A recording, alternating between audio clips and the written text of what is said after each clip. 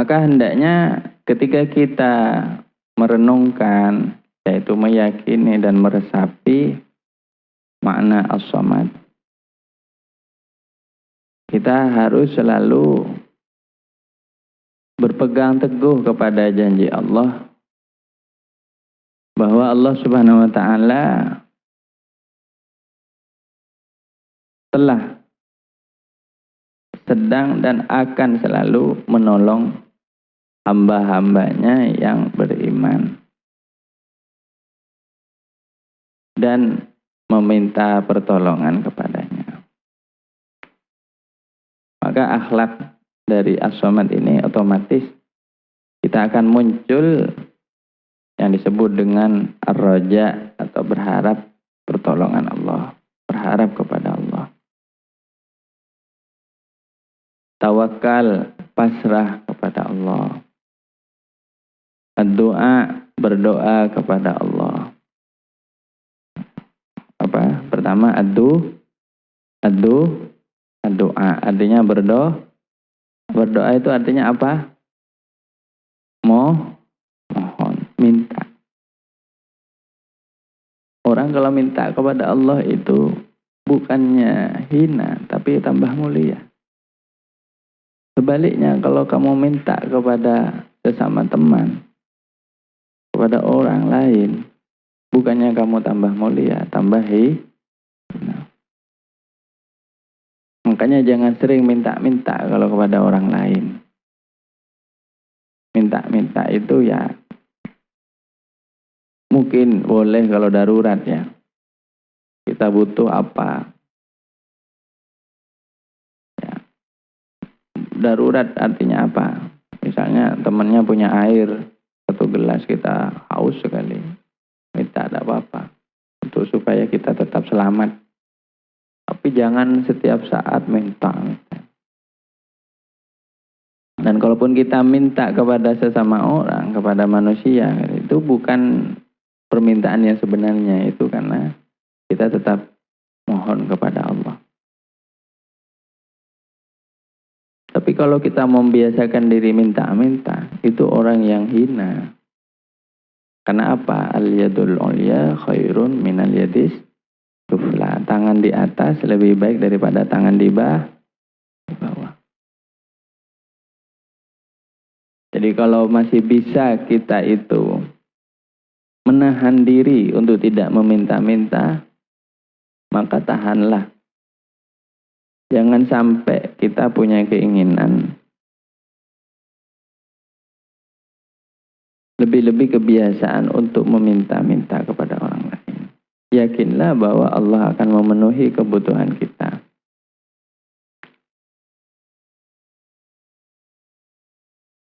Maka kalau belum datang pertolongan dari Allah sekarang, bersabar dulu. Nah, ini akhlaknya orang-orang yang mulia. Misalnya, sekarang waktunya kiriman.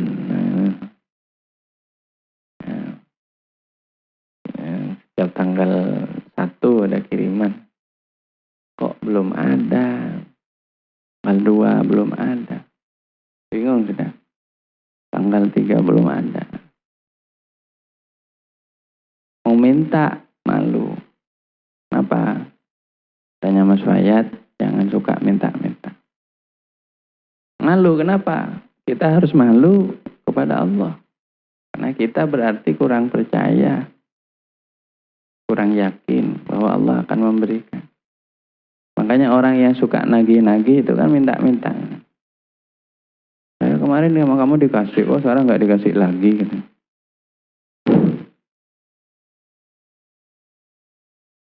Malu. Mulailah berdoa, ya Allah, kenapa ya kiriman saya terlambat? Saya karena melakukan dosa. Istighfar. Setelah istighfar, ya tidak disangka ternyata ada orang ngetok kamarnya. Assalamualaikum. Ngantar kiriman. Ternyata yang ngantar kiriman bukan cuma kiriman, tapi ternyata ada bonusnya. ada bonusnya, diberikan buah-buahan, dibelikan ini. Masuk yang mengantar sendiri, misalnya orang tua kita, memang kita harapkan kedatangan. Maka menjadi berlipat ganda nikmat yang diberikan Allah. Terkadang Allah Subhanahu wa taala membuat tertunda suatu nikmat. Allah menunda nikmat itu. Itu bukan karena Allah tidak sayang kepada kita. Tapi Allah ingin menguji kita.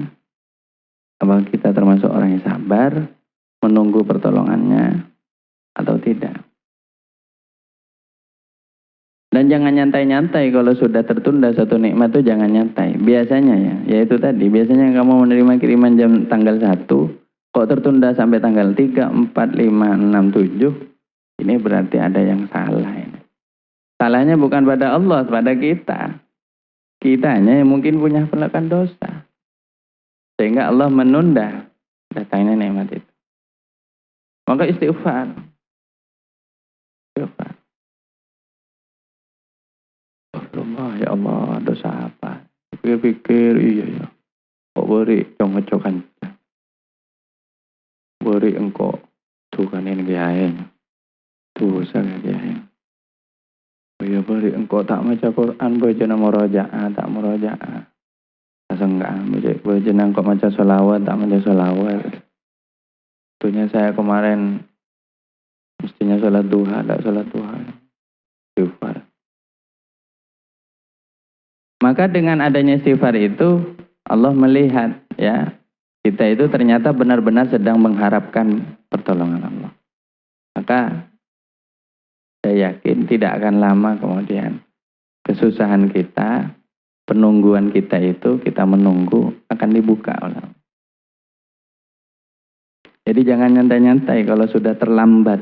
Ada satu nikmat terlambat nyampe ke sampean. Padahal mestinya itu, bukan mestinya, biasanya nyampe. Tiba-tiba dicegah. Atau bukan ditunda. Itu harus hati-hati. Berarti mungkin ada dosa yang sedang menghalangi datangnya nikmat tersebut. Jadi ini akhlaknya orang mulia itu sabar. Menunggu pertolongan itu sabar. Bahkan terkadang dari saking sabarnya bertahun-tahun ditunggu terus. Seperti siapa? Nabi Ayub. Nabi Ayub ini termasuk nabi yang dianggap paling sabar ya. Walaupun tentu kesabarannya Nabi Ayub, tetap nabi yang paling sabar itu Nabi Muhammad sallallahu alaihi wasallam. Tetap seluruh nabi itu ya diungguli derajatnya oleh Rasulullah sallallahu alaihi wasallam. Tapi Allah Subhanahu wa taala memberikan kisah tentang Nabi Ayub ini untuk menjadi teladan bagi kita. Nabi Ayub itu bertahun-tahun tidak minta, ya Allah sembuhkan saya sekarang, tidak. Terus sabar, nunggu pertolongan dari Allah.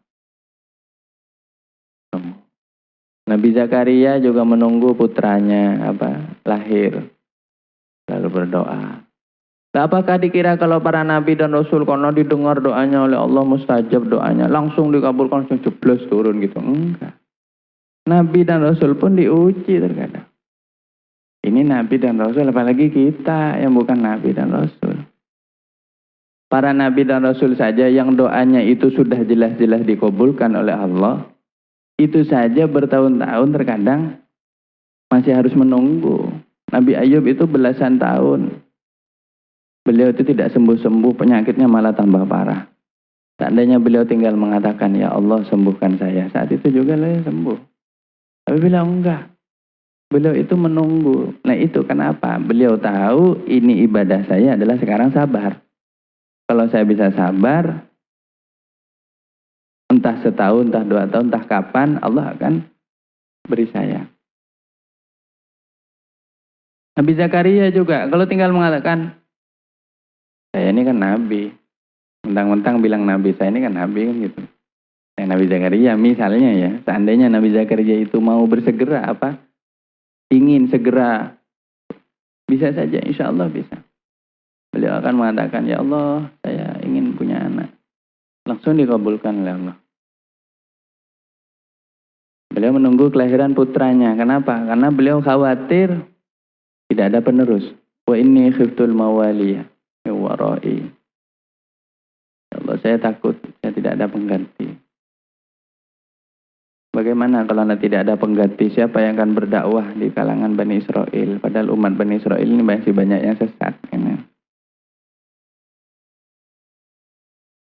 Mohon terus. Bertahun-tahun doa itu. Kalau katanya kakak kita, yang Nabi.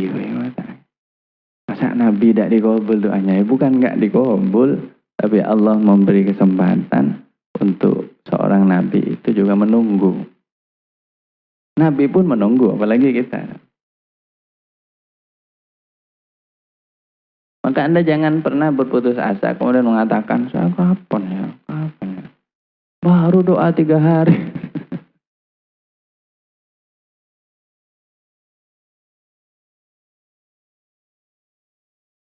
Dan yang punya waktu untuk bisa memberikan itu semua adalah Allah. Waktu Allah itu tidak sama dengan waktu kita. Kita pengennya seminggu, Allah pengennya 2 hari, ya sudah jadi 2. Kadang lebih cepat dari perkiraan kita, kadang lebih lambat. Bukan cuma lebih lambat, bahkan sangat lambat terkadang. Tapi tetap datang juga pertolongan itu. Kenapa? Karena Allah menguji hamba-hambanya supaya tetap berharap kepadanya. Maka akhirnya Nabi Ayub diberi kesembuhan. Nabi Zakaria dikasih putra. Dan terakhir melengkapi dua kisah tersebut. Bagaimana Rasulullah SAW itu berharap pertolongan Allah yang sangat darurat itu terjadi pada waktu Perang Badar. Waktu Perang Badar itu coba bayangkan 300 umat Islam melawan 3.000 atau lebih kafir Quraisy. 1 orang melawan 10 lebih orang, 10 paling sedikitnya. Sangat tidak berimbang, kewalahan. Umat Islam itu kewalahan. Bayangkan sampai beberapa sahabat itu dikeroyok.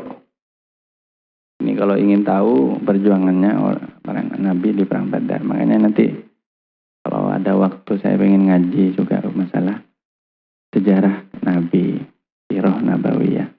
Soalnya di Nur Jadid kurang banyak dikaji. Keroyok ya. Coba gimana? 1 dikeroyok 10 atau 15.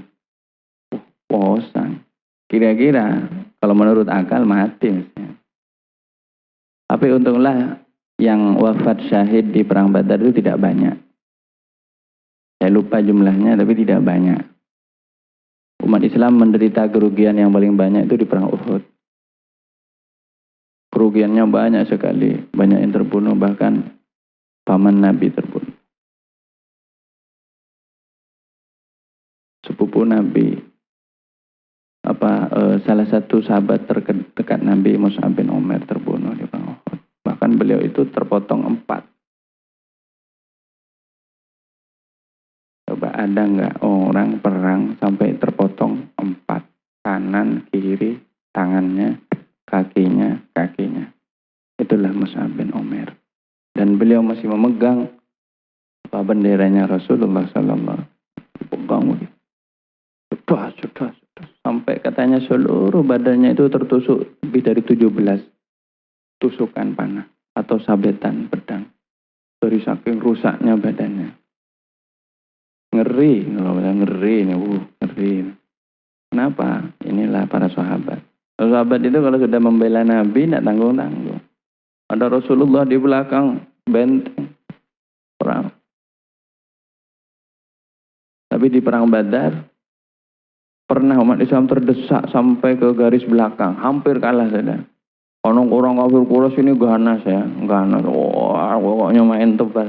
Ya dulu namanya perang ya. Perang itu ya perang beneran. Nggak cuma perang-perangan kayak kita. Kalau kita kan perang cuma main video game. Ya. Perang-perang apa itu? Perang-perangan apa? Tak perang sekali. Melombok perang. Kalau ndak mati ya hidup, kalau ndak hidup ya mati, cuman itu. Maka begitu para sahabat itu terdesak, Rasulullah juga terpaksa mundur.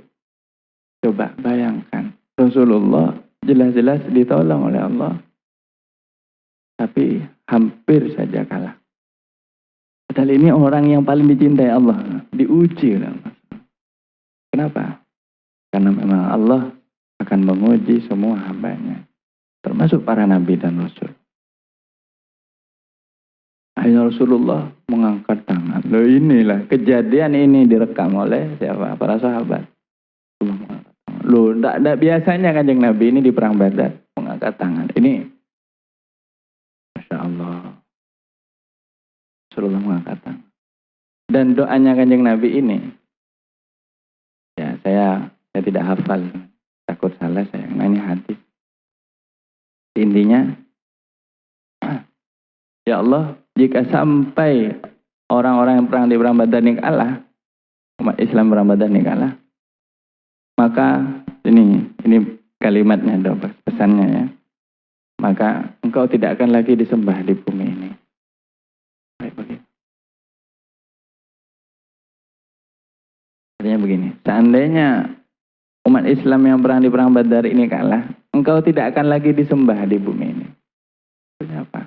Tidak ada lagi yang akan nyembah Allah. Kenapa? Karena semuanya umat Islam kalah dengan orang kafir-kafir itu.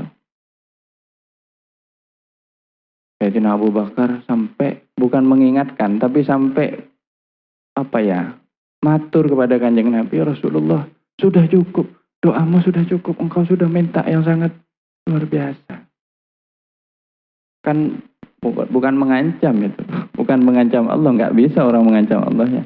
Tapi maksudnya itu menggambarkan betapa daruratnya. Seandainya tidak ada lagi orang Ahli Badar, ya Allah, engkau tidak akan lagi disembah di muka bumi ini. Tidak akan lagi orang beribadah kepadamu. Sampai Nabi mengatakan seperti itu. Ini kalau tidak saking daruratnya loh ya. Doanya Nabi itu ya.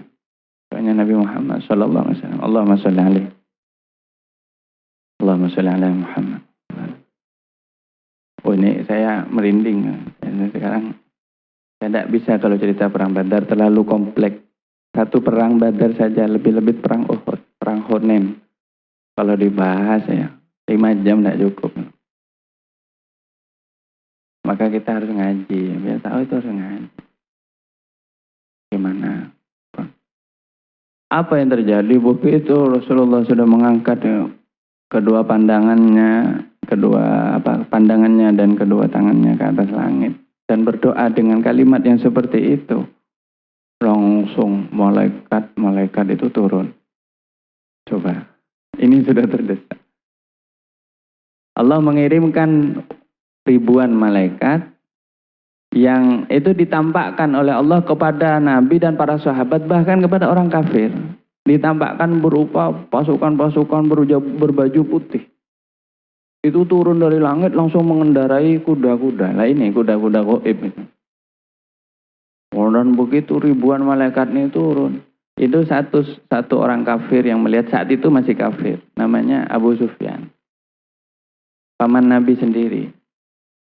Ayahnya Muawiyah. Ya, Muawiyah kan sahabat Nabi. Ayahnya itu Abu Sufyan. Nah, Abu Sufyan ini punya istri namanya Hindun. Nah, Hindun ini yang pernah waktu masih kafir ya. Waktu itu belum Islam.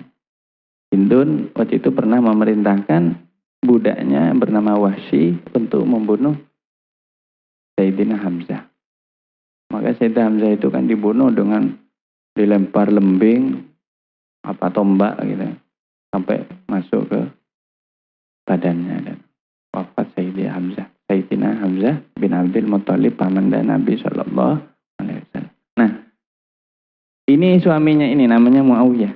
Muawiyah ini sampai melihat dengan mata kepala, membelalak begini, melihat kejadian turunnya tentara langit itu di depan matanya. Ini kejadian yang tidak biasa. Bahkan orang kafir pun melihat. Dan saat itu Muawiyah itu sudah beriman sebenarnya, sudah percaya Rasulullah benar ini ternyata. Benar ditolong oleh Allah. Tapi waktu itu masih belum dapat hidayah. Itu bukti yang pertama.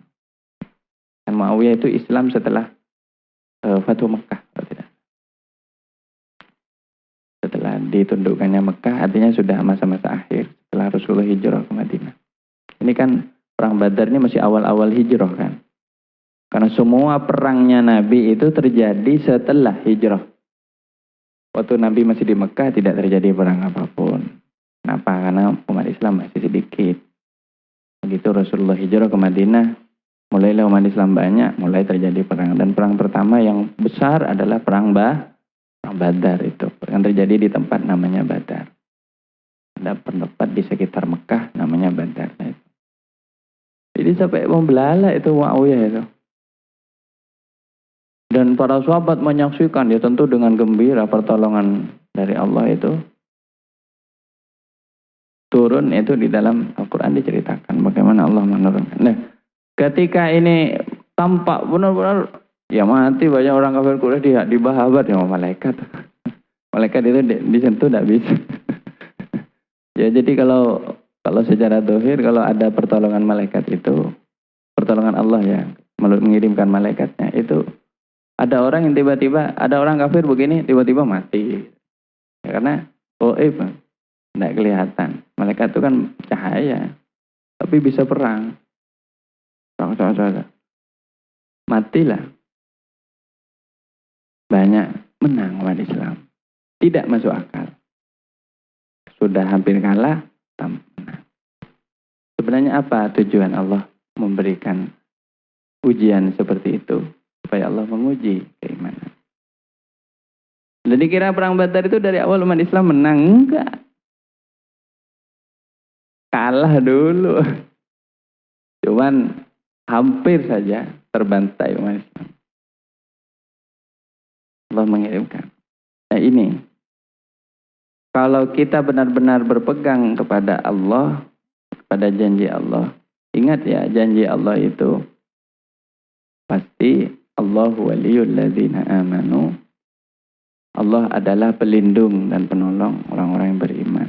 Maka pasti akan ditolong oleh Allah. Dan inilah kurang lebih ya gambaran dari pengertian asma as-samad supaya kita tambah mengerti. Dan di sini ada kata ar-raqib. Nah, ini kebetulan di salat nariyah kita itu ada kata ar-raqib juga. Allahumma sholli sholatan kamilatan wa sallim salaman taman ala sayyidina Muhammadin alladzi tanhallu bihil 'uqad wa tanfariju bil wa tuqda bil hawaij wa tunalu bihir raqaib. Di sini ada kata wa yuqsadu ilaihi fir raqaib. Apa ar-raqaib? Sesuatu yang sangat diinginkan.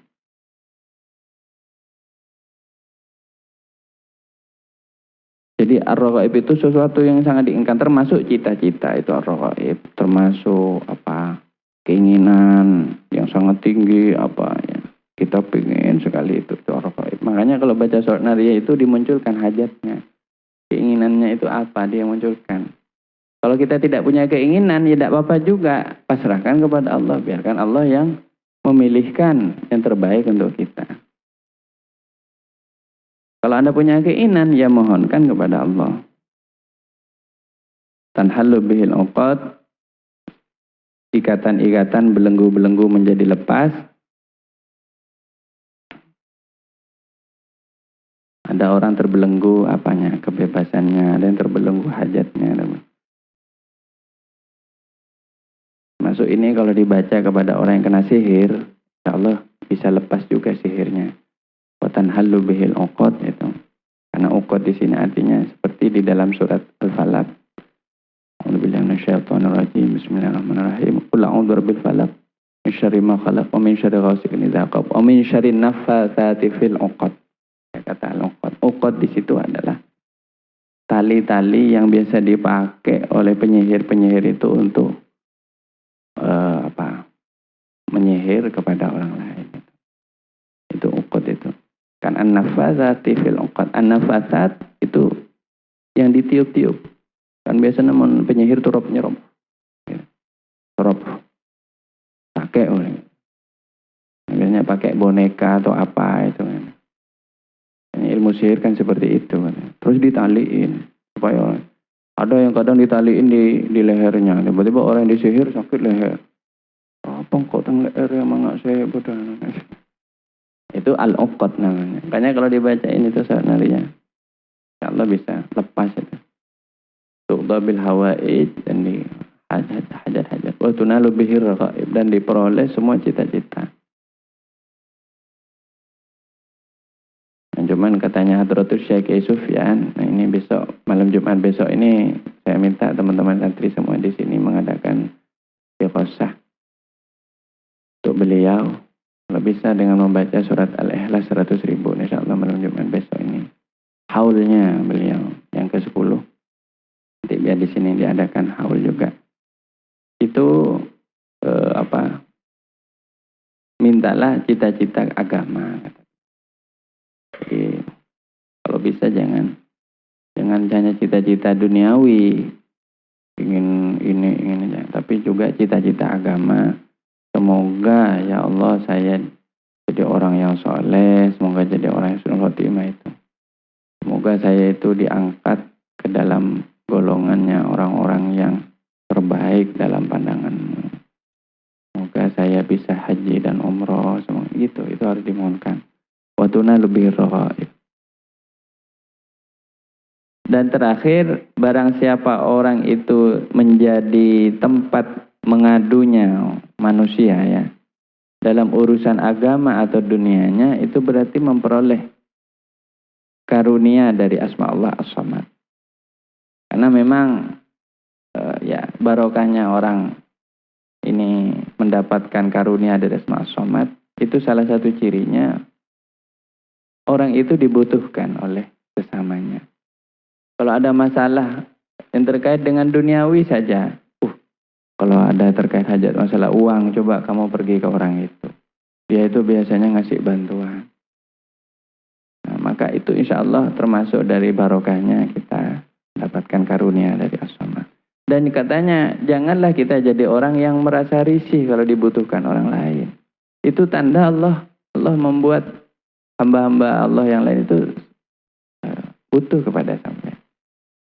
Kadang kan kita risih, kenapa ya saya sebentar-sebentar orang datang ke saya, sebentar-sebentar orang datang ke saya. Loh, itu karomah itu kemuliaan dari Allah. Jangan, jadi kadang-kadang risih. Orang risih seperti itu takutnya nanti masuk ke dalam kategori orang yang pelit, cerek, bakhil. Orang bakhil itu tidak mau direpotkan urusan orang. Jangan apa? Bentar-bentar. Tapi kalau ciri orang yang tidak bakhil atau bahkan orang yang dermawan, itu mau direpotkan urusan orang.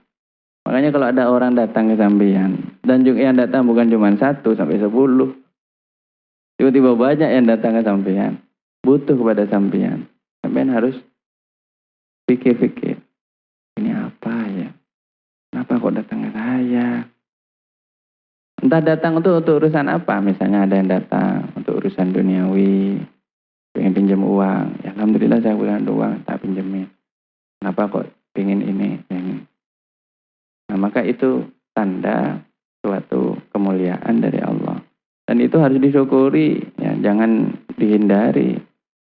Lebih-lebih urusan agama, ada orang tanya tentang ilmu kepada sampean. Nanti ini suatu saat, mungkin bukan sekarang.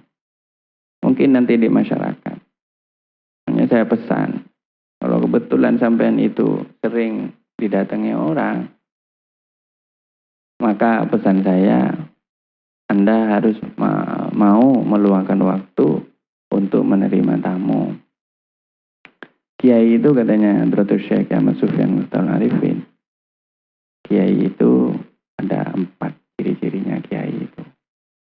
Ini orang dibilang kiai itu kalau punya 4 ini katanya. Ya, catat loh. Kiai itu 4. Pertama, ini katanya tertulis, ngimami jamaah. Ribun tandi 4 ini benih kiai. Mungkin jangan orang kiai, benih kiai. Pertama itu ngimami jamaah. Kiai itu mengimami jamaah, memimpin salat jamaah. Yang kedua, mulang kitab. Nantinya buka pengajian kita. Nantinya ngajar kitab. Ya ngajar lah, bahasanya ngajar lah gitu ya. Mulang pokoknya ngajar. Ngajar atau mulang kitab. Yang ketiga, atau ngisi pengajian maksudnya ya. Jadi ngisi pengajian. Yang dua, ngisi pengajian. Yang ketiga, menerima tamu. Menerima tamu. Yang keempat, menghadiri undangan. Ini ada dawuhnya beliau itu, tertulis seperti itu. Kiai adalah orang yang melakukan 4 hal ini. Jadi yang pertama, beliau itu memimpin jamaah. Yang kedua itu ngajar. Yang ketiga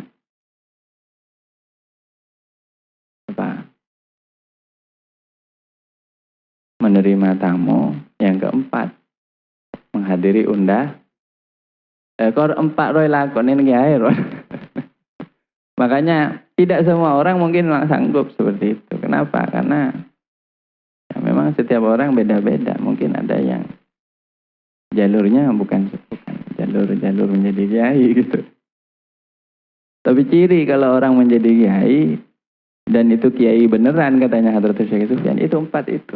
Istiqomah dalam 4 itu.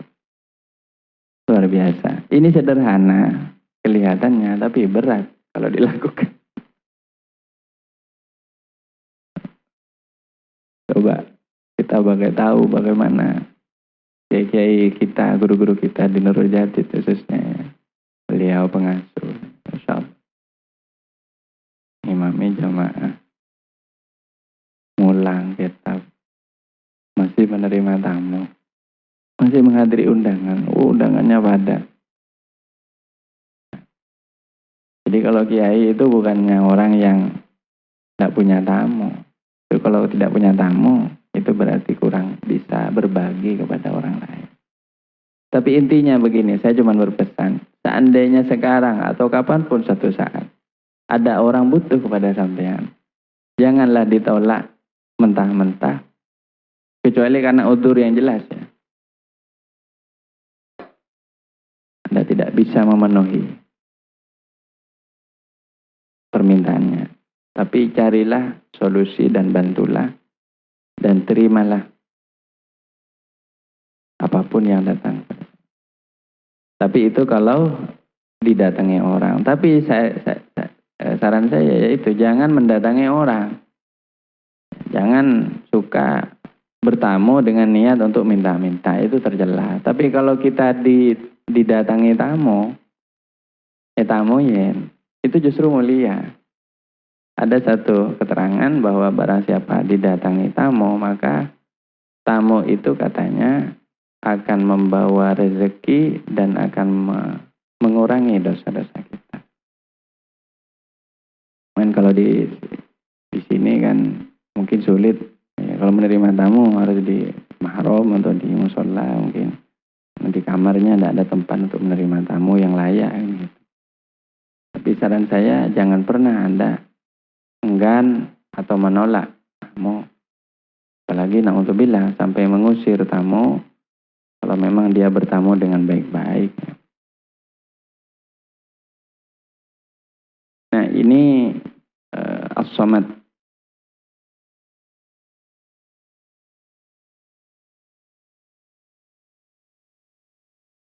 Pengertian dari asma Allah as-samad.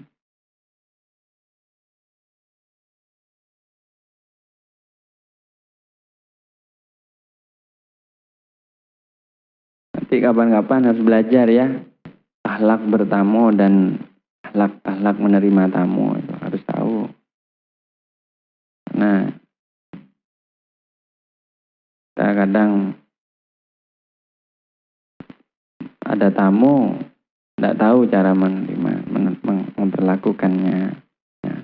Saya pun sampai sekarang masih terus belajar bagaimana menjadi tuan rumah yang baik, tuan rumah yang sopan kepada tamu-tamunya.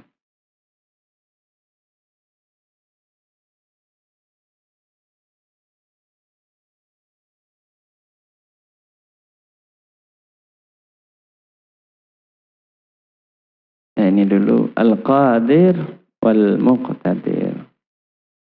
Wallahu a'lam.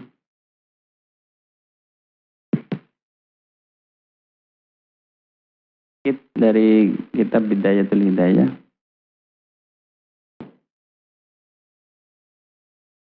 Adabu dukhulil masjidnya.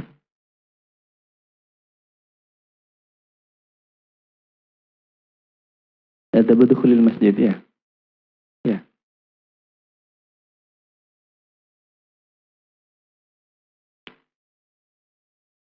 Bismillahirrahmanirrahim. Adabu dukhulil masjid. Adapun ini ialah adab-adab. Jadi adab ini jamak dari adabun. Adab-adab dukhulil masjid, masuk masjid. Jadi yang dibilang masjid itu artinya tempat sujud ya. Jadi lughatan itu masjid itu tempat sujud, tapi istilahan itu tempat yang dijadikan tempat sholat. Dan dimasuki atau ditempati oleh umat Islam ya.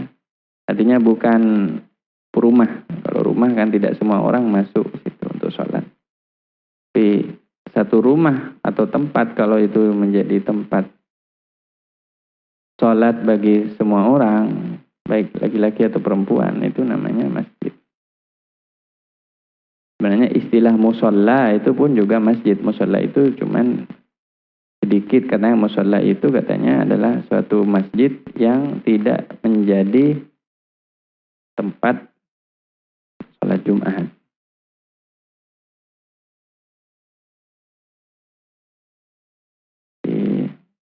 Dan musolla itu umum ya. Musolla itu rumah itu bisa juga musolla.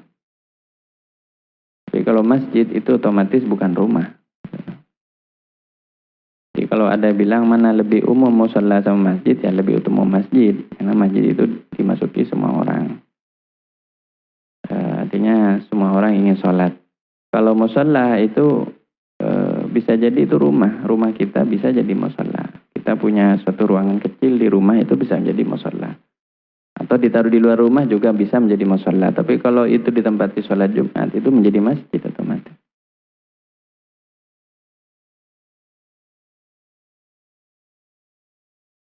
Tapi setiap masjid itu pasti musolla ya. Setiap musolla belum tentu masjid. Itu aja. Jadi kalau setiap masjid pasti musolla. Penyebutan saja kalau di Indonesia ya musolla itu langker gini orang Madura. Langgar. Ya. Sholat dilanggar. Maksudnya di musolla bukan dilanggar enggak sholat. Maksudnya sholat di musolla. Sholat apa jeung langker. Nah ini kalau masjid, sholat di masjid. Nah, apa ada sebutan lain di luar itu? Ya tidak ada. Saya tidak pernah menemukan. Karena kalau musolla ada dalam Al-Quran. Wattakhidhu min maqami Ibrahim musolla. Kemudian kalau masjid itu juga di dalam Al-Quran ada. Nah, sebutan selain tidak ada. Tempat sholat itu tidak ada selain musolla atau masjid. Sebut apa tidak tahu, tidak ada. Saya tidak pernah menemukan di luar dua istilah. Ya maka kalau kita tahu apa itu masjid, kita harus tahu adabnya masuk ke tempat seperti itu. Masuk. Dan harus juga dibedakan dari tempat ibadahnya umat agama yang lain. Umat beragama yang lain misalnya gereja, itu bukan masjid. Walaupun itu tempatnya ibadahnya mereka. Tempat ibadah mereka. Kenapa? Karena tidak menjadi tempat sujud. Masjid itu kan tempat sujud. Artinya secara lughah. Ya kalau di gereja orang tidak sujud. Saya tahu kalau di gereja orang duduk-duduk. Kalau di gereja itu kan ada mimbarnya itu altar namanya. Di bawahnya itu tempat orang duduk-duduk. Karena ibadahnya orang kalau masuk di gereja itu ibadahnya saudara-saudara sebangsa kita yang Kristiani, yang Katolik. Itu ibadahnya itu menyanyikan lagu, membaca kidung-kidung, lagu-lagu yang ada di kitab Injil. Makanya itu yuliannya. Begitu juga orang Yahudi itu tidak bersujud. Saya tahu karena pernah saya masuk ke sinagog. Sinagog itu tempat ibadahnya orang Yahudi. Ya, mirip seperti gereja, ada altarnya, ada mimbarnya gitu, lebih tinggi dari altar biasanya. Terus di bawahnya itu jamaahnya itu duduk kursi-kursi panjang begini. Jadi itu. Jadi ibadahnya itu berdoa dengan menyanyi, kemudian pulang.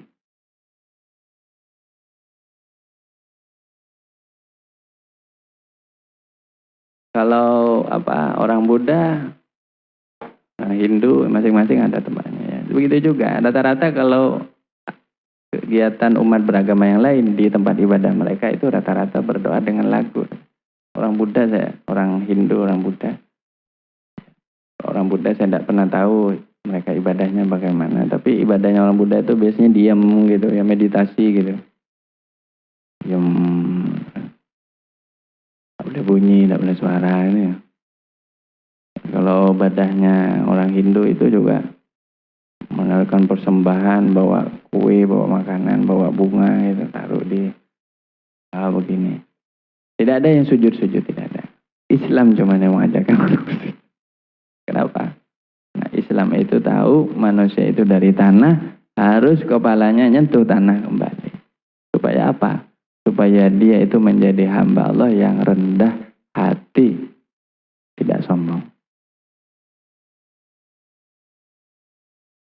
Makanya disebut masjid, bukan wihara, bukan gereja. Dan Anda kalau masuk ke tempat ibadahnya umat beragama lain, ya di sini tidak ada keterangannya, tidak usah Anda patuh. Intinya cuma satu, tidak boleh merusak. Intinya tidak boleh. Tidak boleh merusak atau berbuat keonaran, ya. Kayak teroris-teroris itu, tidak boleh. Biarkan. Yang penting kita itu tidak ikut ibadahnya, tidak boleh. Karena itu, ya, tidak boleh kita ikut ibadahnya umat beragama lain, itu tidak boleh. Yang penting kita itu tidak berbuat onar, ya. Tapi kalau kepada masjid banyak adabnya. Nah, ini kita terangkan bagaimana tata cara gerakan kita, bacaan kita, doa kita, termasuk duduk kita, sholat kita, itu ada tata caranya. Karena apa? Ini tempat yang paling dicintai Allah, itu adalah masjid. Bahkan disebut juga sebagai buyutullah, rumah-rumahnya Allah. Maksudnya bukan Allah ada di situ, bukan. Tapi maksudnya, ini maksud rumah Allah itu artinya rumah-rumah, tempat-tempat yang paling dicintai Allah, yang paling diridhoi Allah. Sehingga orang yang datang ke masjid itu adalah disebutkan sebagai tamu-tamu Allah. Kalau ingin lebih detail nanti silakan buka kitab Ihya Ulumuddin. Di sana ada adab masuk masjid yang lebih detail.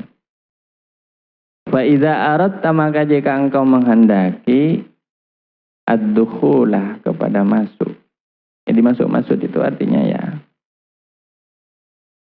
masuk ke area masjid ya. Ke tempat sholatnya itu. Bukan ke halamannya, maksudnya ke masjid inti, ke gedung bangunan utamanya itu. Ilal masjid, kepada masjid. Faqaddim, maka dahulukanlah rijlakal yumna, kepada kakimu al-yumna, yang kanan.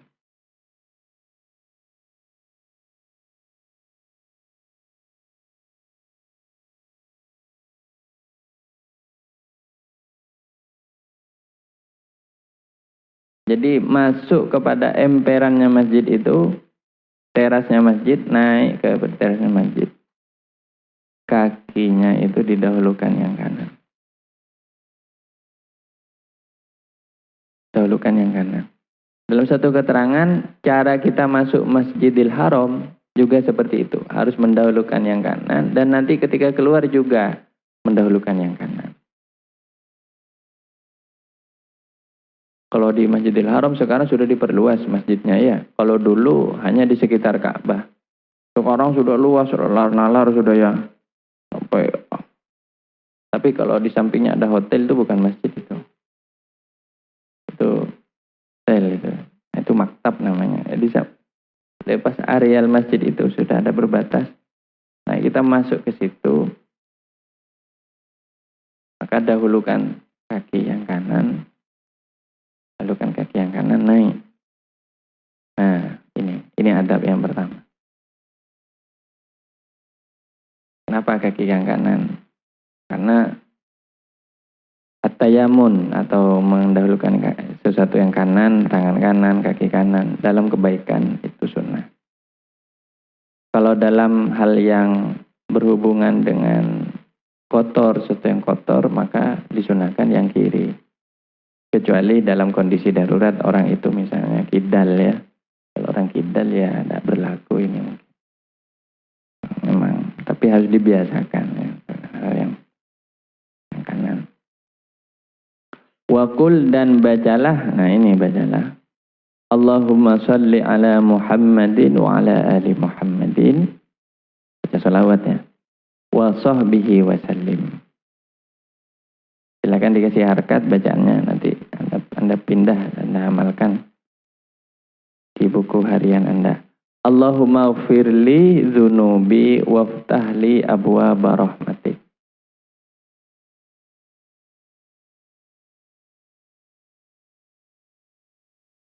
Allahumma wahai Allah salli berilah rahmat ala Muhammadin atas pemimpin kami Nabi Muhammad sallallahu alaihi wasallam wa ala ali Muhammadin dan atas keluarga besar Nabi Muhammad sallallahu alaihi wasallam wa sahbihi dan para sahabat Nabi Muhammad sallallahu alaihi wasallam dan berilah keselamatan, berilah kedamaian, berilah salam kepada Nabi Muhammad.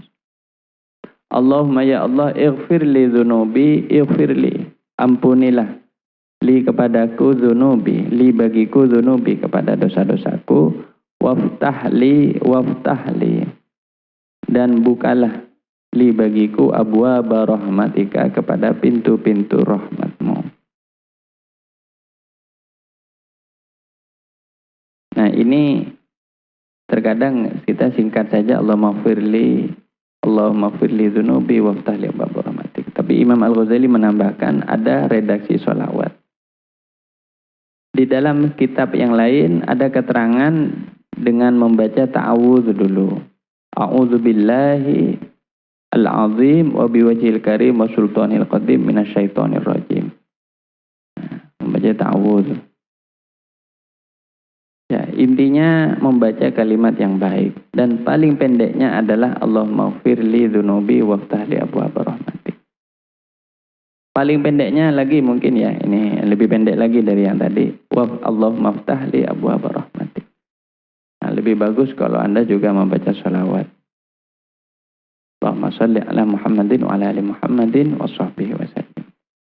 Karena doa yang disertai dengan sholawat itu adalah diterima insyaallah.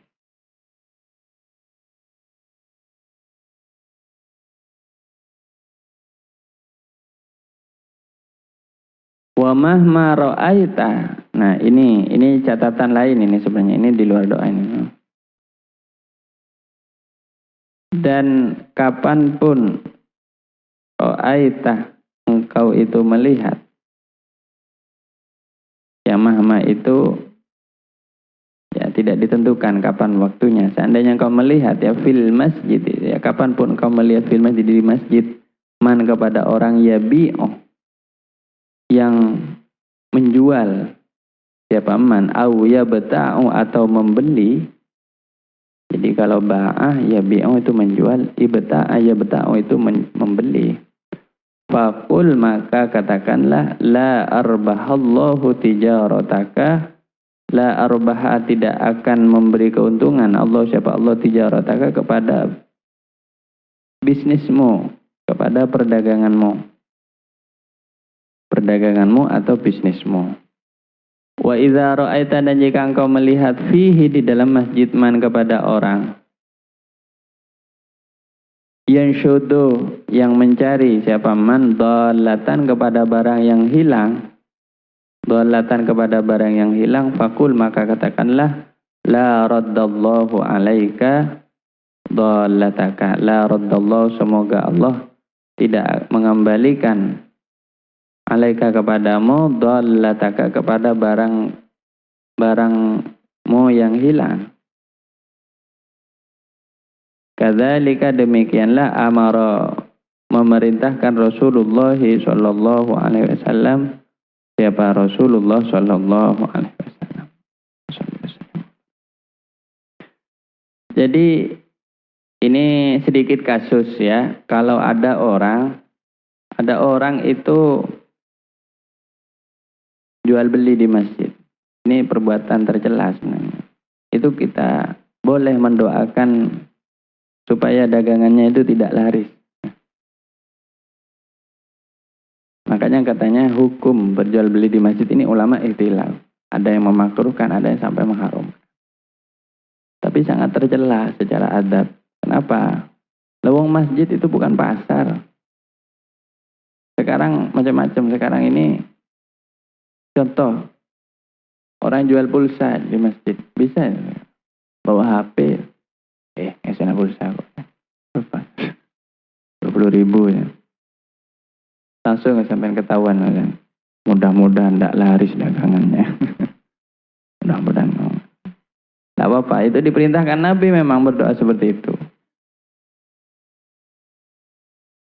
Kenapa? Karena itu supaya menjadi peringatan orang yang datang di masjid itu tidak gampang berjualan di masjid. Nah, sekarang kondisi akhir zaman ya. Umat Islam itu banyak melakukan perniagaan atau jual beli di masjid. Makanya bagaimana hukumnya? Nah, ini menjadi satu problem yang pelik terkadang. Kenapa? Coba lihat sekarang ada beberapa masjid itu yang mendirikan toko di sampingnya. Masjid Mart. Sama kayak Alfamart. Saya pernah di Malang itu. Ini masjid, sampingnya itu ATM, toko, kena. Jadi sekali jalan ke masjid, ngalak PC, mulai. Takutnya orang pergi ke masjid itu niatnya bukan itu. Ini kan salah niat. Kayak orang misalnya pergi ke masjid, niatnya cuma mau pergi ke toilet, itu kan kurang ajar banget. Hati-hati. Ada perjalanan. Mampir ke masjid kada. Ternyata antara kami. Duh ya Allah, masjid itu tempat kami. Itu orang paling tidak sopan. Sering kan kadang. Perjalanan. Ayo berhenti. Kemana? Ke toilet. Cari masjid yang paling dekat. Masjid itu, masjid tempat sholat loh. Yang diingat kita itu kok mau buang toilet. Mau buang air besar di toilet. Kadang juga beli-beli apa. Nah ini rusak ya. Jadi kalau saran saya, kalau Anda ke masjid niatkan dulu untuk ibadah, sholat di sana baru. Jadi yang diingat jangan toiletnya, jangan tokonya. Jadi tokonya yang dilihat. Ada lengkap di Malang itu, masjid di sampingnya toko ATM, borong, kena, kafe, kena. Jadi sekali ke masjid, ngopi. Allah, ria umat Islam akhir zaman. Akhirnya apa? Tidak murni karena ibadah. Kadang karena kopinya enak di masjid itu. Mana tarkadis. Itu di Tongas. Di mana? Di daerah, bukan Tongas, masih belum. Bukan Tongas ya. Setelah Keraksaan ini, ada masjid pinggir jalan. Sampingnya itu ada tempat ngopinya. Ramai sekarang. Ya, tapi mungkin itu caranya siapa? Pengelola masjid untuk menarik perhatian orang pergi ke masjid. Dikasih ada makanan gratis, wifi gratis. Ya Allah, ada jangan pernah ya masjid. Tapi pernah antar hapian. Menentar apa aja, antar hapian. Umpar lo main game masjid. Allah, rosak apa rosak? Rosak apa rosak? Rosak. Makanya bagaimana adab kita? Lah ini, kita jangan niat selain untuk sholat ya. Adapun kemudian di sana itu toiletnya enak, bersih apa, itu nomor 2, nomor 3 itu. Tapi itu kalau ada orang, ini katanya ulama khususnya di areal dalam masjid itu tidak boleh ada perdagangan itu. Dan ada orang jual beli langsung bilang tak laris. Tapi kalau di luar masjid ya tidak apa-apa. Hanya ada orang kadang di luar masjid ya berapa jarang jual pentol, jual apa, jual minuman tidak apa-apa. Tapi ya itu jangan sampai di dalam area masjid. Tapi setahu saya kalau yang masjid di daerah Selakraksan ini samping jalan masjid baru itu AC, dalamnya AC, wah rame terus ya. Di luarnya itu ada tempat ngopinya. Disediakan ngopi. Itu tahu saya tidak dijual, memang itu fasilitas dari masjid mengeluarkan makanan untuk ya disediakan roti, nasi, air, kopi, air hangat, nyaman masjid itu ya. Pokoknya ntar ke masjid itu kenyang. Unik, orang lapar ntar ke masjid kenyang deh boleh. Benih lapar boleh ibadah. Lapar boleh minum, lapar, minum boleh. Oh nyaman. Itulah masjid zaman now. Ya, masjid zaman now ngari.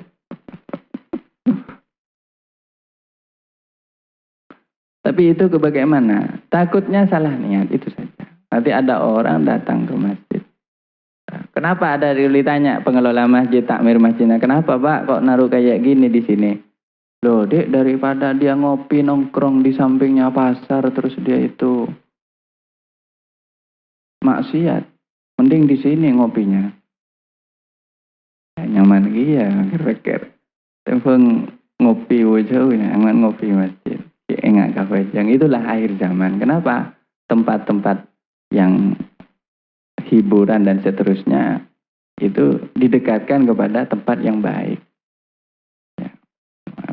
Supaya jadi ikut baik juga. Kalau menurut saya itu mungkin ya bisa menjadi cara dakwah, cuman jangan sampai berlebihan. Tak apa-apa, ada tempat misalnya di samping masjid untuk minum, tak apa-apa. Tapi jangan jadi tujuan itu. Jadi jamaah itu harus diberi pengertian juga. Tolong luruskan niat pergi ke sini karena niat sholat. Jangan karena niat ingin dapat kopi atau apa. Jadi pelayanan masjid itu memang sekarang luar biasa. Bahkan kalau di Amerika itu ada masjid, di dalamnya itu ada mu'alaf center. Ada pusat untuk mu'alaf. Orang masuk Islam ke masjid, kadang orang bule gitu, orang tidak pakai kerudung. Tanya kepada pengelola masjid, takmir, Pak Takmir, di sini saya ingin masuk Islam, saya ambil harus ke siapa? Oh itu langsung kantornya. Sudah tersedia kantor, masuk. Ya, jam syahadat. Ada juga lembaga amil zakat di masjid, lengkap sekarang. Di luar negeri itu lengkap. Yang cuma tidak ada itu satu, lapangan sepak bola di masjid. Apa boleh lapangan sepak bola, masjid ongkur. Masjid zaman now ongkur. Ibadah futsal lah masjid. Wah, ya ke masjid kapan? Rosak orang ke masjid. Tapi kalau fasilitas yang pokok, zakat, orang ingin masuk Islam, mu'alaf center, jadi pusat mu'alaf, bisa di masjid. Masuk orang latihan hadra, apa boleh di masjid, selama tidak mengganggu. Begitu juga latihan. Dulu bahkan di zaman Nabi Rasulullah SAW, masjid ini juga tempat latihan perang juga. Dulu sahabat-sahabat tuh pernah berlatih perang, mau mana begini, itu di masjid. Ya cuman masjidnya dulu itu jangan salah paham, masjid itu dulu tidak di lantai, tidak di tehel. Masjidnya Nabi itu di bawahnya tanah. Ya, jadi orang naik pakai naik sandal kemudian dilepas pakai tangan gitu. sandalnya dilepas di luar, naik gitu. Gitu. Dia mirip kayak di atas tanah begini. Nah, kalau sekarang kan di tehel, jadi kalau main perang-perangan apa tak? Ya yang penting itu kalau dulu sampai jadi tempat berperang.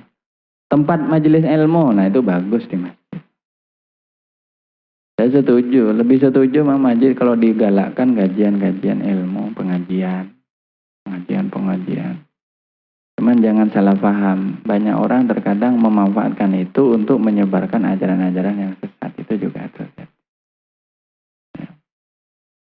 Sekarang agak sudah luar biasa manajemen ilmu masjid itu, ilmu manajemen masjid luar biasa. Sampai saya baru tahunya di masjid itu sudah ada satpam khusus, sampai petugas soft namanya. Tulis di sini, ada rompinya, judulnya polisi soft. Maksudnya ngatur-ngatur soft itu. Sampai ada polisinya khusus itu. Ya, Satgas, kirain Satgas Covid sama saya. Oh, Satgas soft. Jadi dia itu ngatur, ini soft. Dia ngatur. Mungkin pas hari Jumat mungkin. Luar biasa. Ya, intinya tapi tidak boleh adanya perdagangan, apalagi masjid memfasilitasi terjadinya perdagangan, jual beli. Dan juga yang kedua ini kalau ada orang barang kehilangan ini juga tidak boleh diumumkan di masjid. Barang siapa kehilangan KTP harap menghubungi, tidak boleh. Jadi tidak boleh diumumkan. Kalau ada barang kehilangan bagaimana di masjid, ditulis saja. Ditulis, taruh di luar masjid. Barangkali jamaah ada yang kehilangan KTP, STNK, surat-surat berharga. Itu. Ditulis saja. Tidak boleh diumumkan. Jadi kalau diumumkan, pernah dulu di zaman Nabi itu ada orang cari-cari barangnya, mungkin emasnya atau apanya. Cari-cari, sampai rame masjidnya. Akhirnya bisa terjadi pertengkaran ya kalau terjadi seperti itu. Makanya kalau ada barang kehilangan di masjid, HP, apalah uang atau apa, itu jangan diumumkan di masjid. Tidak boleh diumumkan di masjid. Itu harus keluar. Nah, tulis saja, kasih tulisan. Barang siapa menemukan, mohon dikembalikan kepada pemiliknya. Tidak boleh di dalam masjid. Nah, kalau di dalam masjid boleh kita mendoakan semoga Allah tidak mengembalikan barangmu yang hilang. Wa idza dakhaltal masjidah fala tajlis hatta tusalliya. Wallahu a'lam.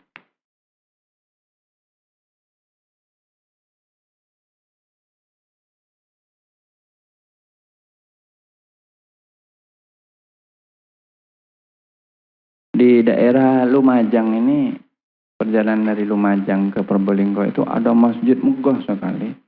Bahkan itu masjidnya itu kayak ada marmernya gitu loh, luar biasa. Nah itu sekarang banyak sekali masjid-masjid yang besar-besar ya. Nah ini juga termasuk fenomena akhir zaman ya, di mana banyak masjid-masjid itu yang besar-besar. Nah, beda dengan masjid zaman-zaman dulu. Masjid zaman dulu tuh yang besar paling cuman Masjid Demak itu. Masjid Sunan Ampel itu yang besar. Sekarang saingannya banyak. Masjid-masjid yang besar-besar. Nah, itu ya satu hal yang baik juga, tapi jangan berlebihan. Nanti kalau di samping masjid itu masih banyak orang miskin, sementara masjidnya dibangun megah, tapi tidak memberi bantuan kepada orang yang miskin itu. Ya, bukan itu, seperti itu tujuan Islam ya. Intinya harus seimbang.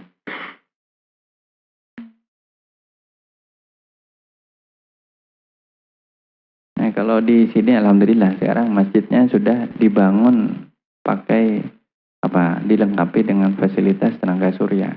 Di lantai atas masjid itu sudah pakai tenaga surya. Sehingga semua listrik di masjid itu mulai dari sound, pakai kipas, itu semua sudah tidak pakai listrik. Tidak pakai listrik yang biasa kayak di sini, tapi pakai tenaga surya. Jadi kalau sampai seminggu udah ada matahari itu udah hidup. Kalau ada sinar matahari kayak ini sekarang, nah hidup terus. Tenaga surya. Kapan-kapan mudah-mudahan di sini dipakai juga. Korjo kalah deh. Lagi kalah elang. Kalau tenaga surya. Tadi kata saya kenapa kok nggak ada tenaga bulan lagi ya? Ini kalau malam pakai tenaga bulan. Ya. Nah, mungkin karena cahaya bulan nggak terlalu terang ya. Nggak seterang matahari mungkin maksudnya. Nggak bisa jadi energi. Tapi enak kalau pakai tenaga surya bagus sekali. Di pondok saya di Anukoyah di Madura di Guluk-Guluk Sumeneb itu sekarang insya Allah separuh kebutuhan pesantren sudah terpenuhi pakai tenaga surya. Jadi sampai ada pembangkitnya di atas itu. Bagus ya. Karena kita punya banyak sinar matahari ini kalau tidak dimanfaatkan hemat-hemat. Ya, alhamdulillah sekarang sudah banyak. Alhamdulillah kalau masjid yang di sini. Dan ini doakan moga cepat selesai pembangunan masjid. Itu yang di lantai atas kabarnya akan dilengkapi perpustakaan. Perpustakaan pesantren. Oh, besar nanti. Nanti cari kitab ke sana soalnya ya. Kapan tapi mungkin. Kapan tahun ini mungkin. Masih dilengkapi. Kabarnya ya, tapi ini masih menjadi usulan-usulan insyaallah. Segera dilaksanakan. Intinya kita harus bersyukur masih bisa menikmati adanya fasilitas masjid. Ya, umat Islam masih banyak masjid-masjid yang hidup sekarang ini. Semoga ini menjadi tanda kebangkitan agama Islam ya. Amin ya rabbal alamin. Mungkin satu pertanyaan terakhir saja, satu aja. Yang lain-lain kapan-kapan aja. Satu aja. Ada? Mari ke depan. Kasih jalan. Lewat tengah aja, lewat tengah. Nah, ya.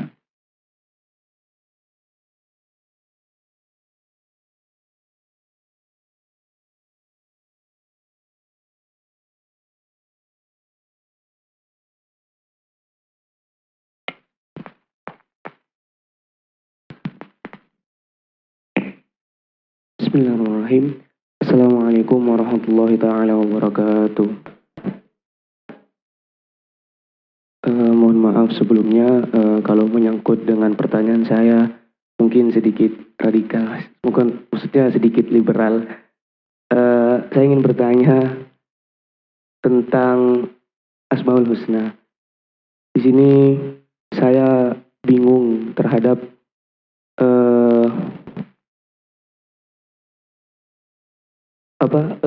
sifat Allah yang, maksud saya gini, saya bingung dengan pernyataan bahwa Allah itu berbeda dengan makhluknya. Nah, tetapi mengapa Allah itu masih disandingkan dengan beberapa kata sifat yang mana diantaranya ada di dalam Asmaul Husna. Nah, di sini saya bingung. Katanya Allah itu berbeda dengan makhluknya. Tapi mengapa Allah itu masih memiliki beberapa sifat? Mungkin cukup sekian. Terima kasih. Wassalamualaikum warahmatullahi wabarakatuh. Ya, makasih. Nah, ini pertanyaan tentang ilmu tauhid ya. Dan sifat-sifat Allah itu kan terbagi menjadi beberapa kelompok kan ya. Ada sifat dzatiyah, sifat yang tidak bisa dimiliki oleh selain Allah. Seperti keesaan Allah. Allah tidak ada duanya. Sedangkan manusia ada duanya. Manusia ada jenisnya, ada macamnya, ada serupanya. Allah ya. Al-Ahad Al-Wahid ya. Esa dan Tunggal. Satu. Nah, ini contoh sifat salbiyah ya, sifat salbiyah gitu.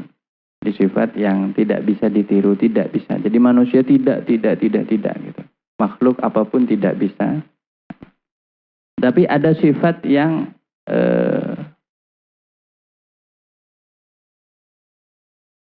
bukan ditiru, tapi sifat itu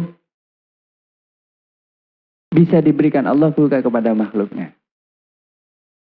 Jadi di sini sifat ijabiyah, sifat-sifat yang sifat ma'ani dan ma'nawiyah. Allah hidup, makhluk juga hidup. Tapi hidupnya makhluk tidak sama dengan hidupnya Allah. Karena hidupnya Allah SWT tidak memiliki awal dan tidak berakhir. Adapun hidupnya makhluk berawal dan berakhir. Nah, kenapa sifat-sifat ini bisa dimiliki juga yang ada di dalam Asmaul Husna itu sebagian ada yang bisa dimiliki oleh makhluk. Bukan berarti makhluk itu bisa menyamai Allah, tidak. Tapi bisa dimiliki ini kenapa? Karena sifat-sifat ini diberikan Allah kepada makhluknya dengan cara yang dikehendaki Allah. Sesuai dengan kadar dari makhluk itu. Ini dalam bahasa di sini dalam Asmaul Husna. Ya. Faman kana lahu hadzun gitu. Karena siapa bagi orang itu memiliki bagian, barang siapa orang itu memiliki bagian dari satu asma, maka dia akan mendapatkan karunia dan nikmat Allah dari asma itu. Jadi itu kalau bicara tentang sifat dan sifat dan asma Allah. Adapun satu yang tidak bisa dibagi adalah zat Allah. Itu tidak bisa. Makhluk itu berpartisipasi tidak bisa. Terlibat tidak bisa. Kenapa? Jadi ada zat, ada sifat, ya ada af'al ya, ada tiga ya. Zat, sifat dan af'al. Zat, sifat dan af'al. Af'al ini perbuatan Allah. Nah, untuk sifat dan af'al itu ada sebagian yang itu jelas-jelas ada sebagian yang di dalamnya makhluk itu bisa ikut. Ikut itu artinya ikut memiliki juga. Tapi kadar kepemilikannya ya atas sifat itu ya tidak sama dengan Allah. Makhluk hidup, tapi tidak sama hidupnya. Karena hidupnya makhluk itu dinisbatkan berhubungan dengan hidupnya Allah.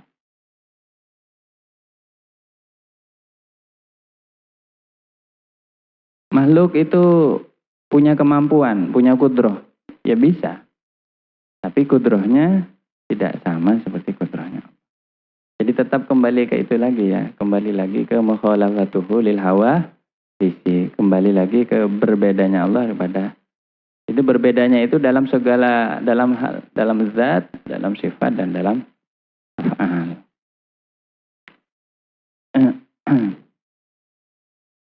Jadi yang bisa itu di dalam sifat dan af'al itu makhluk itu bisa mendapatkan satu bagian dari asma-asma dan af'alullah ya. Makanya kalau kita bicara ini ada aspek zahir, ada aspek batin, ada aspek yang tampak dan hakikat. Yang tampak sepertinya yang mengerjakan adalah kita. Sepertinya gitu. Hanya saya sebutkan wa ma ramaita idz ramaita walakinallaha rama. Ketika kita melempar tombak itu kan ada para sahabat ketika berperang melempar panah, melempar tombak. Diperjelas oleh Allah, bukan engkau yang melempar, tapi Allah lah yang melempar. Maksudnya gimana? Bukan berarti Allah pakai tangan melempar juga, enggak. Maksudnya sebenarnya yang membuat orang itu bisa melempar adalah Allah. Tapi orang yang melempar itu ya orang itu yang melempar gitu. Kayak ketika orang berperang ya, para sahabat itu berperang, diberi penjelasan yang hakikatnya yang melempar, yang membuat para sahabat itu bisa melempar itu Allah. Wa ma ramaita idz ramaita, dan ketika engkau melempar bukanlah engkau yang melempar, tapi Allah lah yang melempar. Karena secara zahir manusia yang melempar, tapi sebenarnya hakikatnya adalah Allah yang membuatnya melempar. Seperti kita ada orang mengatakan si A membunuh si B, dibunuh. matilah si B kan. Si A disebut pembunuh. Tapi siapa sebenarnya yang mematikan? Allah lah yang melalui hamba ini, orang ini, tangannya orang ini membunuh si B. Allah membuat mati si B. Makanya asmanya Al-Mumit, yang mematikan. Jadi memang ada di dalam asma-asma dan af'alullah ya, yang itu makhluk itu memiliki bagian. Memiliki bagian itu artinya terlibat di dalamnya. Namun dengan kadar dan tingkat yang ditentukan oleh Allah dan dikehendaki oleh Allah. Tidak bisa makhluk menguasai seluruh asma itu, tidak bisa. Tapi ada asma-asma yang tidak bisa, itu khusus hanya Allah yang memilikinya. Tak bisa dimiliki oleh yang lain. Seperti asma Al-Ahad, Al-Wahid. Terus juga asma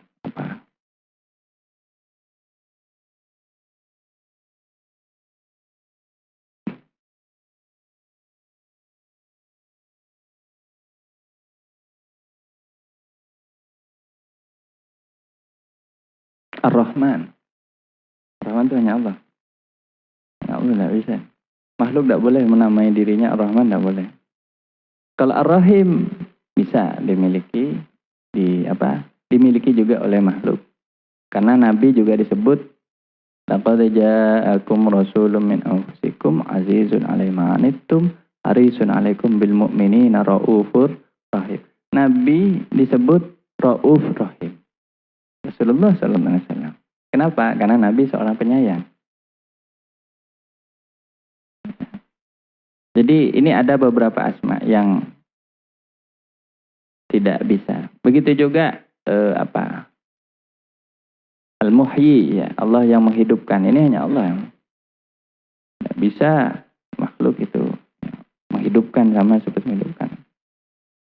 Bahkan malaikat pun tidak bisa menghidupkan. Tidak bisa. Malaikat itu padahal sudah makhluk yang yang tidak ada dosanya lah ya, yang suci lah ya. Tidak bisa, tidak punya kekuatan untuk menghidupkan satu yang mati. Hanya Allah yang bisa menghidupkan. Nah, ini beberapa hal yang kita ketahui. Bagus pertanyaannya. Adapun pada aspek zat, kalau zat berbicara tentang zat, tidak ada satupun makhluk bisa terlibat atau punya hak untuk punya bagian di dalam zatnya Allah SWT. Karena zatnya Allah itu mandiri dan esa serta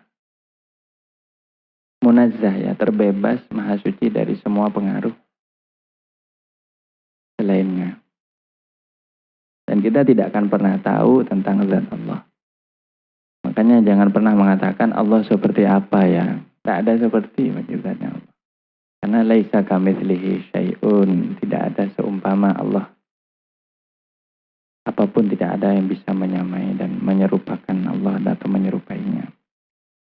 Di situ akal kita tidak akan pernah mampu menjangkau keluhuran dan ketinggian zat Allah Subhanahu wa ta'ala amma yasifun. Subhanallahi wa ta'ala. Subhanallahi wa ta'ala amma yusyrikun, amma yasifun, dan seterusnya.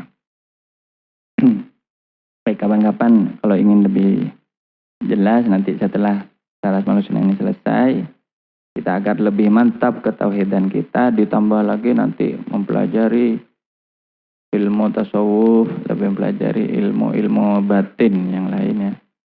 Ilmu batin itu artinya ilmu untuk menata hati kita. Maka insya Allah kita akan tambah mengerti dan tambah mantap keyakinan kita kepada Allah. Karena barang siapa punya keyakinan yang benar, maka insya Allah akal dan hatinya itu tidak akan bertentangan. Kalau di dalam akal dan hatinya masih ada pertentangan, itu karena dia belum mencapai keimanan yang kuat. Maka dia harus mencari keimanan itu. Ya. Salah satu bantuan kita adalah dengan ilmu. Makanya Anda kalau tidak pernah seperti ini, tidak pernah ngaji seperti ini, tidak pernah bertanya kepada orang yang setidaknya menurut Anda lebih mengerti, maka Anda akan terus-menerus galau gitu. Walau bingung, kenanya begini, tapi kok begini.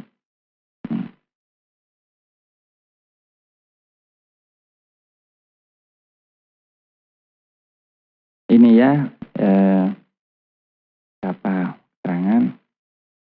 Jadi yang penting ngerti adalah zat, sifat, af'al. Ini pengertiannya apa? Zat, sifat, af'al.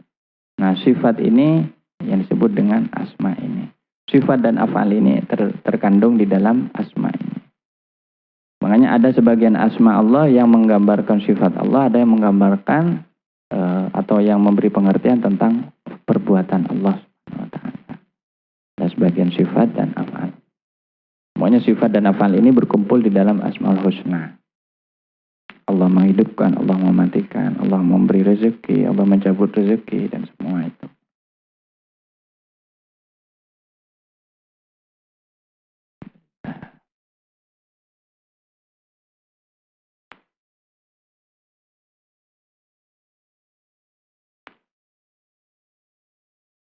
Saya ingin tutup majelis ini. Ini kita berkait tadi menyebut nama Allah Subhanahu wa Ta'ala. Supaya kita benar-benar berzikir kepadanya. Saya ingin tutup dengan satu munajat.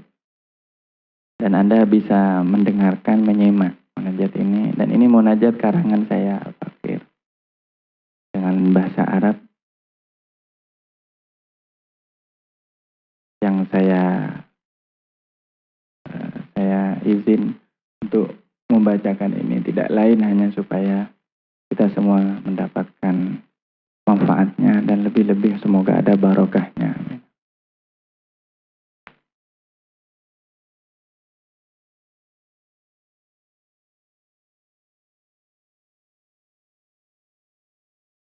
Bismillahirrahmanirrahim.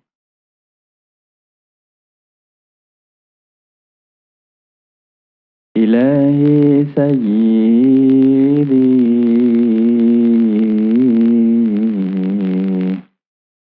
wa wali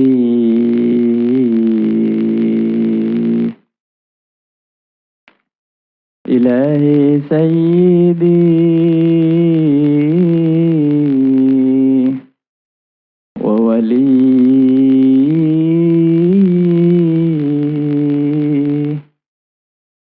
Ilahi sayyidi wa wali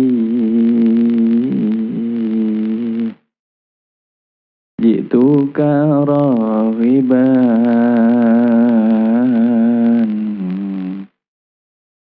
ilaika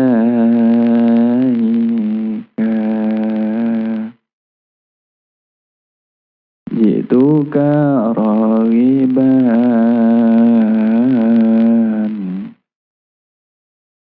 ilaika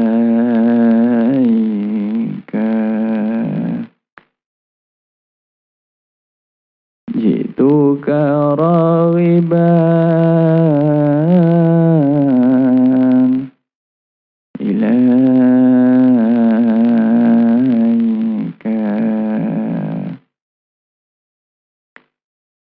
Ji'tuka dzakiran iyyaka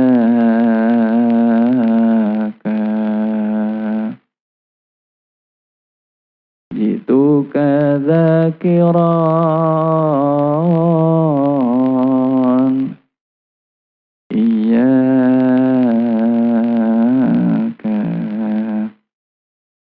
Ilahi sayyidi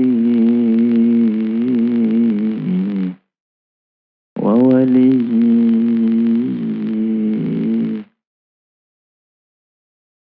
Ilahi sayyidi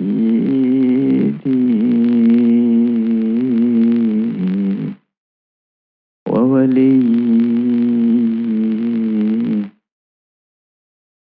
Ji'tuka raghiban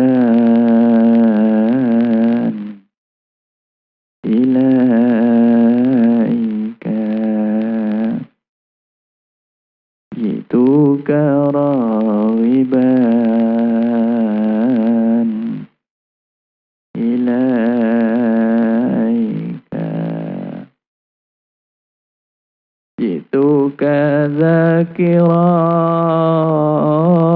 ذاكران إياك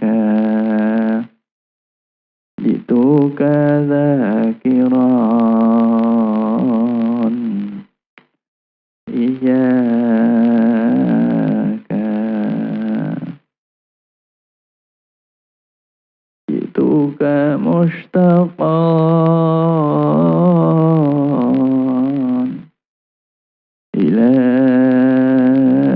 إليك جئتك مشتاقا إليك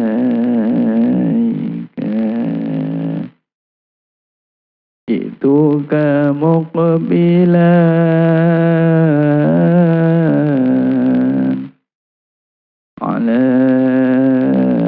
عليك جئتك مقبلا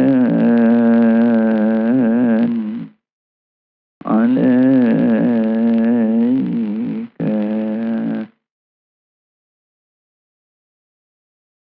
فافتح أبواب حضرتك لي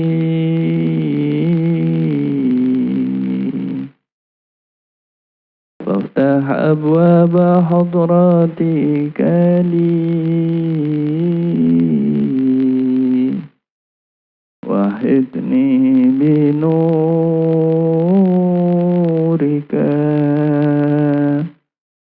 وحدني بنورك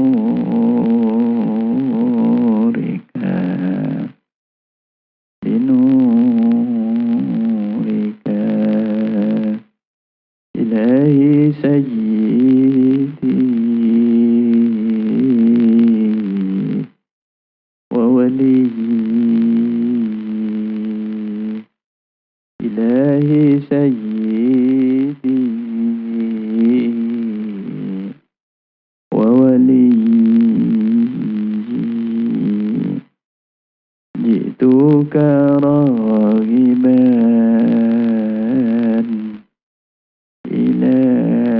إليك جئتك ذاكرا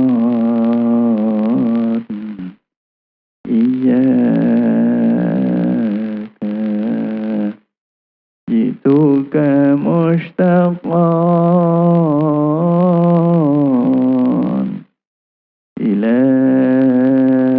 إليك جئتك مقبلا عليك فافتح أبواب حضرتك لي فافتح أبواب حضرتك لي وحطني بنورك وحطني بنورك بنورك ربنا تقبل منا إنك أنت السميع العليم. الفاتحة.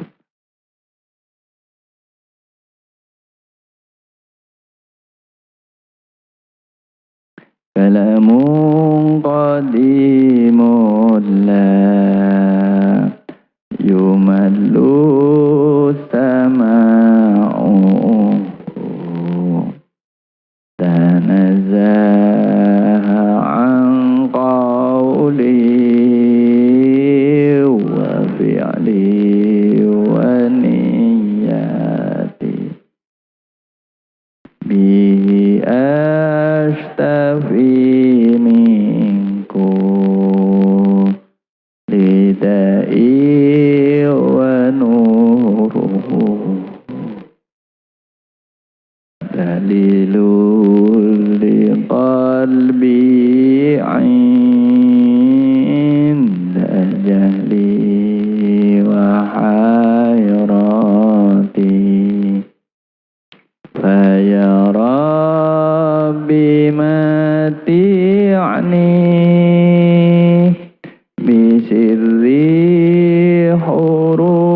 فيه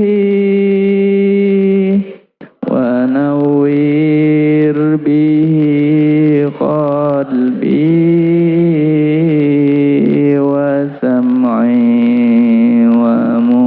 ومقلتي فيا ربي وفقني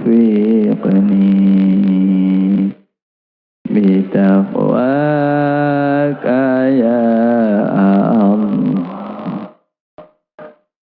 فيا ربي ارحمني بحسن الخاتمة اللهم اجعلنا آخر كلامنا من الدنيا لا إله إلا الله آمين اللهم اجعل آخر كلامنا من الدنيا لا إله إلا الله آمين اللهم اجعل آخر كلامنا من الدنيا لا إله إلا الله إنا لله وإنا إليه راجعون السلام عليكم ورحمة الله وبركاته